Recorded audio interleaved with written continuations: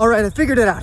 I got my hat on backwards, I'm shirtless, Welcome back to InformOverload. I'm your host, Johnny Rogers, and you're watching the #1 tea-spilling entertainment news show on the internet. In today's video, we'll be breaking down a recent report about a white guy who decided to run with the TV to prove his point about Ahmaud Arbery. But first, if you happen to be new here and you don't want to miss another daily video, just tap that subscribe button to join our notification squad. As the details began to emerge about the murder of Ahmaud Arbery, the internet was utterly shocked to learn that the men responsible had been walking free for months. Arbery was 25 years old when he was fatally shot in February in Brunswick, Georgia. His family said that he had been out for a jog at the time and was unarmed. The father and son duo of Gregory and Travis McMichael were arrested last week on charges of murder and aggravated assault. They had claimed to be confronting Arbery after suspicion that he was stealing from a house under construction. The reason for this case taking so long to finally reach a point where these men could be prosecuted has a lot to do with corruption inside of the Brunswick Police Department. Gregory was a former police officer, so anytime that someone went to handle the case, they claimed that it was a conflict of interest because they knew Gregory. Although upon that horrific video being posted online, many people began calling it a modern-day lynching,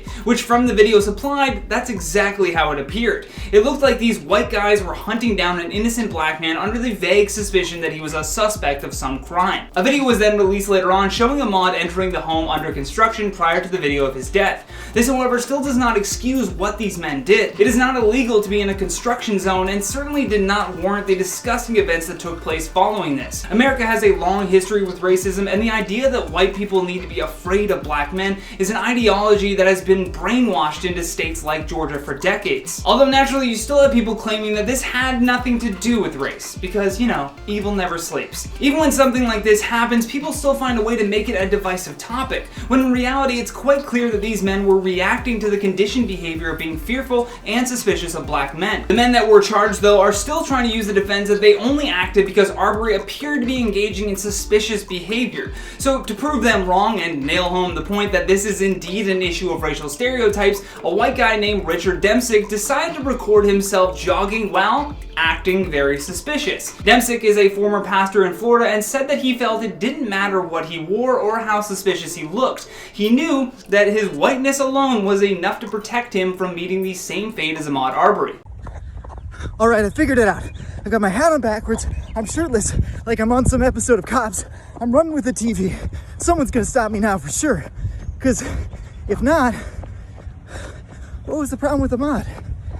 So while shirtless with a hat on backwards, Richard began running while holding a flat screen television. Richard ended up running for about 2.23 miles though through his neighborhood, which similarly to Arbery's neighborhood also recently had a string of burglaries. Rather than being met with suspicion or hostility though, he said his neighbors waved and smiled as he ran by, later commenting that not a soul even asked him later what he was up to. Demsick received a ton of praise for just this video alone, and as reported by Insider, Demsick said one of the most powerful things his parents taught him was to take the time to listen to people who come from different backgrounds and beliefs. Due to the overwhelming response from this video, he said that he is going to continue exposing the double standards that exist in America. He told the outlet that he also thought about making a video showing him picking a person's lock, assuming that he's able to get permission from a homeowner, just to see what the reactions, if any, that he'd get from people nearby. Richard went on to say, "Nobody would call the cops. We all know that if I looked different, that would be a very different story." Although Demsick admits that he will never be able to truly understand what it's like to be a black man in America, he is intent on proving that there is indeed an inherent problem with racial issues that needs to be addressed. As a kid, Richard grew up in the suburbs of Detroit and states that many of his friends were black and from impoverished neighborhoods. Knowing how unique he appeared to be in that community, he was still always welcomed with open arms,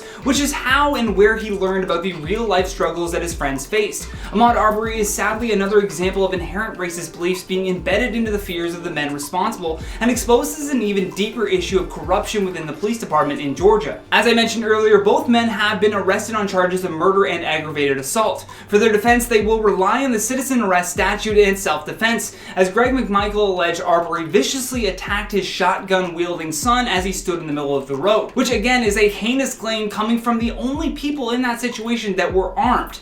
like fully armed, and they were acting as vigilantes and pursuing a police matter with zero evidence that a crime had even been committed. Currently, Georgia has no such provision to treat this as a hate crime, though some lawmakers are trying to change that. The U.S. Justice Department can charge the defendants under a federal hate crime statute. But we want to hear your thoughts on this story though. I mean, both men are clearly guilty, so there's no question in regards to that, but I want to know if you believe that this was indeed a racially motivated attack. In my opinion, I can't see how it wasn't motivated by race, and Richard Richard Demsick's video is a good indicator to back this claim up. I typically answer some of your comments at the end of each video, but honestly, I don't think this is an appropriate time to be, making jokes after telling you about this very serious matter. I hope you can understand and appreciate that decision. Thank you so much for watching, and thank you to our editors for all your hard work. If you enjoyed this video, then please show us some love here by tapping that like and subscribe button. Plus, don't forget to leave us your comments down below. And for more videos like this one, all you gotta do is tap that playlist when it pops up on your screen. From InformOverload, my name is Johnny Rogers, saying until next time, stay safe out there.